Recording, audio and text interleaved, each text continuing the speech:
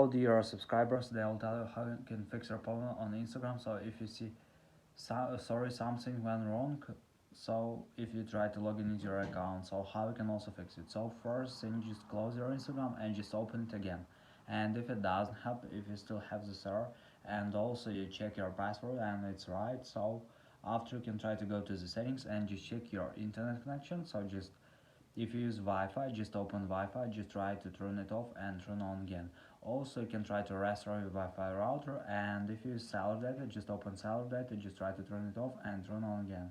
So another thing you can try to restore your phone. So just go to the general, just scroll down, just tap on shutdown, so to power off, wait a few seconds, and just power your phone again. So just simply restore your phone.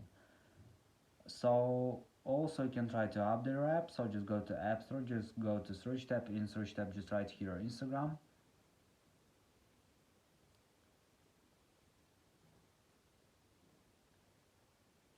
And if you see here update, so just tap on update and wait until it will successfully install latest updates for your Instagram app. So thanks for watching, have a nice day, subscribe to my channel if you haven't. Bye.